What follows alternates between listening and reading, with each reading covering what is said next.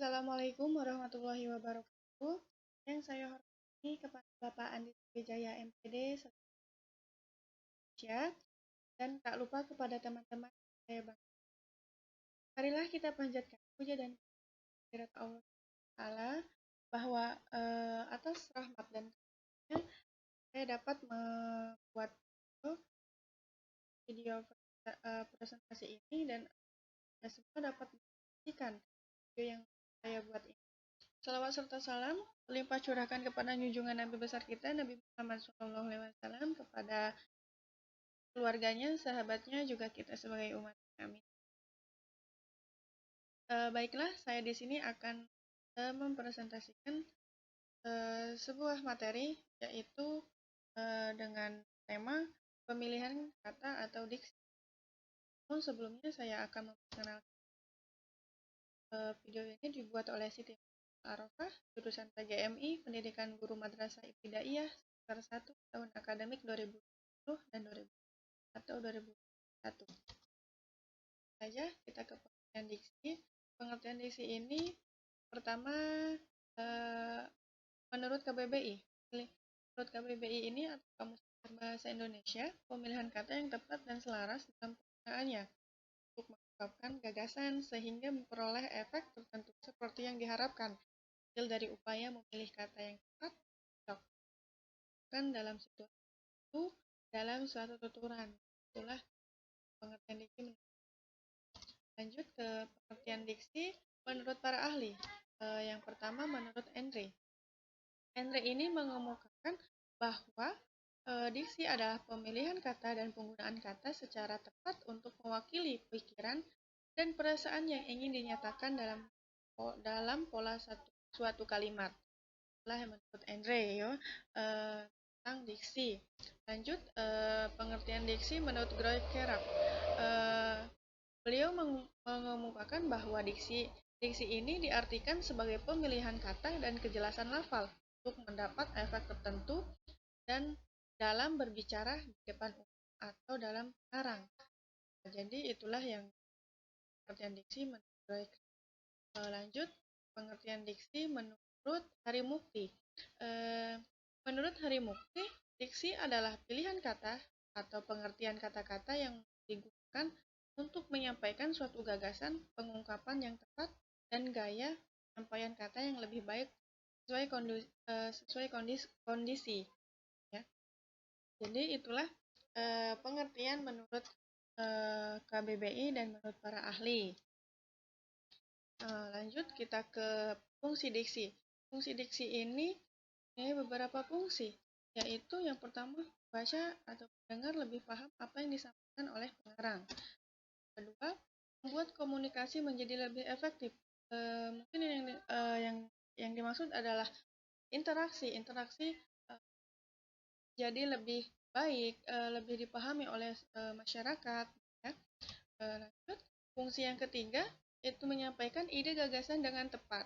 Nah, jadi kita dapat menyampaikan satu gagasan atau ide gagasan itu yang lebih tepat lagi. Ke fungsi yang keempat yaitu bentuk ekspresi yang tepat sehingga dapat menyenangkan pendengar atau pembaca. Ini agar dapat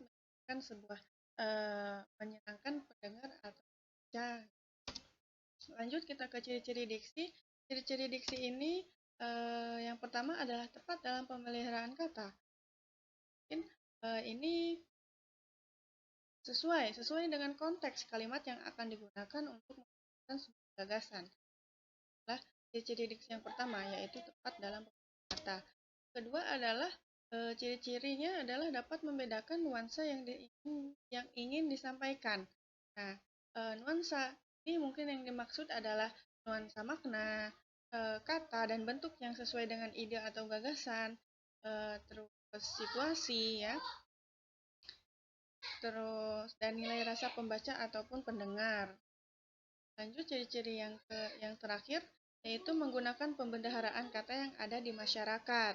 Nah, jadi kita menggunakan diksi ini menggunakan kata-kata yang dipahami oleh masyarakat ya. Lanjut ke jenis-jenis diksi. Jenis-jenis diksi ini dibagi menjadi dua, yaitu diksi berdasarkan maknanya. Pertama, makna denotatif. Denotatif adalah makna yang sebenarnya dari suatu kata atau kalimat. Makna denotatif ini bisa kita cari di sebuah kamus ya, kamus besar bahasa Indonesia. Nah, lanjut ke makna konotatif, yaitu kata atau kalimat yang memiliki arti bukan sebenarnya. Nah, sedangkan makna ini adalah makna yang tidak ada di kamus ya. Namun kita ketahui apa arti dari kata tersebut ya. Lanjut jenis-jenis diksi yang kedua, yaitu berdasarkan leksikal. Berdasarkan leksikal ini banyak sekali ya. Salah satunya adalah sinonim. Sinonim adalah kata yang mempunyai arti yang sama dengan kata lain. Contoh bahagia, bersinonim senang, jadi sama ya. Terus kita ini kan antonim. Antonim ini adalah kata yang berlawanan kata. Jadi kita contohkan sebuah naik. Naik adalah kata turun. Naik adalah berlawanan kata dengan turun ya. Ini adalah ada homonim. Homonim adalah kata yang memiliki lafal dan ejaan yang satu berbeda satu lain. Nah, ini kata yang sama namun artinya yang berbeda ya. Lanjut ke homofon. Homofon adalah kata yang memiliki ejaan dan makna yang berbeda namun lafal yang homonim dan homonim ini berbeda ya. Kalau tadi lafal homonim ini lafal dan ejaan sama namun artinya berbeda. Kalau homonim ini memiliki ejaan dan makna yang berbeda namun lafal yang sama. Itulah perbedaannya ya. Lanjut ke homograf. Homograf ini adalah kata yang memiliki lafal dan arti yang berbeda namun ejaannya sama. Nah, itulah itu yang dinamakan homograf. Lanjut ke polisme. Polisme ini adalah kata yang memiliki lebih dari satu arti. Nah, ini adalah kata satu kata namun artinya banyak ya, mempunyai banyak arti gitu ya. Lanjut ke yang terakhir yaitu hipernim dan hiponim. Hipernim ini adalah kata yang dapat mewakili banyak kata lainnya. Sedangkan hiponim ini adalah kata yang dapat terwakili oleh kata si hiponim ini. Jadi hiponim dan hiponim ini sangat berkaitan, sangat berhubungan ya. Lanjut, itulah jenis-jenis diksi.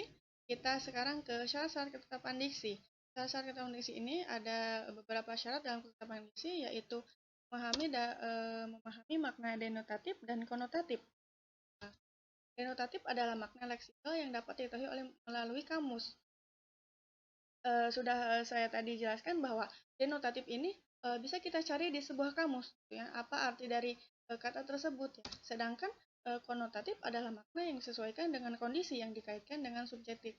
Jadi kata ini adalah kata yang tidak ada di kamus, namun disesuaikan, kata ini sesuai dengan kondisi. Ya. Lanjut ke syarat ketetapan diksi yang kedua adalah membedakan kata yang bermakna umum dan kata yang bermakna khusus. Contohnya kita makna umum melihat. Nah, melihat ini mempunyai makna khusus yaitu memandang, menatap, intip dan melotot. Nah, jadi kita harus tahu mana yang makna umum dan makna yang khusus. Ya. Lanjut ke syarat-syarat ketetapan diksi yang ketiga yaitu memahami kata bersinonim, kata yang bermakna sama dengan kata lain tapi bentuknya berbeda. Nah, contohnya kata tamu. Tamu ini bersinonim dengan undangan. Ya. Jadi kita sesuaikan dengan konteks yang kita butuhkan gitu, kita sesuaikan gitu ya. Itulah materi yang dapat saya sampaikan mengenai diksi. Saya berharap setelah mempelajari materi diksi ini kita semua dan saya pribadi dapat memahami dan menerapkan cara memilih kata penulisan karya ilmiah maupun non-ilmiah. Itulah makalah sekaligus video yang saya buat. Semoga dapat bermanfaat bagi kita semua. Jika ada kekurangan, ya mohon maaf. Wabillahi taufiq wa hidayah. Wassalamualaikum warahmatullahi wabarakatuh.